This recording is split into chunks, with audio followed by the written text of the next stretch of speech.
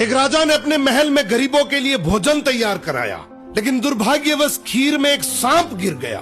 किसी को भी इसका पता नहीं चला और वो खीर गरीबों में परोस दी गई और इसे खाने से सभी गरीबों की मृत्यु हो गई। ये देखकर राजा के होश उड़ गए। उसे लगा कि उस पर गरीबों की हत्या का पाप लग गया। पश्चाताप में वो अपना महल और राज्य छोड़कर जंगलों की ओर निकल पड़ा। उसने सोचा कि शायद तपस्या से उसे इस पाप से मुक्ति मिल सके। चलते चलते वो एक गांव में पहुंचा। गांव के चौपाल में बैठकर उसने पूछा कि क्या इस गांव में कोई ऐसा परिवार है जो सादा जीवन और भक्ति में विश्वास रखता हो। गांव वालों ने बताया कि यहाँ एक भाई बहन रहते हैं जो बहुत ही सादगी और भक्ति से जीवन बिताते हैं। राजा उसी घर में ठहर गया। अगली सुबह राजा ने देखा कि वो लड़की ध्यान में बैठी हुई है। आमतौर पर वो जल्दी उठकर घर का काम और नाश्ता बना लेती थी, लेकिन उस दिन वो काफी देर तक ध्यान में लीन रही।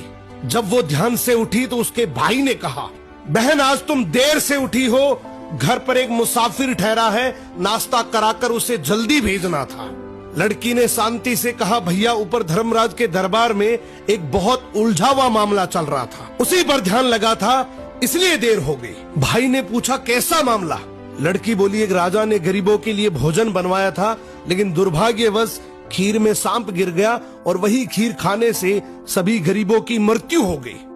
अब धर्मराज ये तय नहीं कर पा रहे हैं कि इस पाप का दोष राजा को लगे या उस सांप को या फिर उस नौकर को जिसने बिना जांचे खीर परोस दी थी।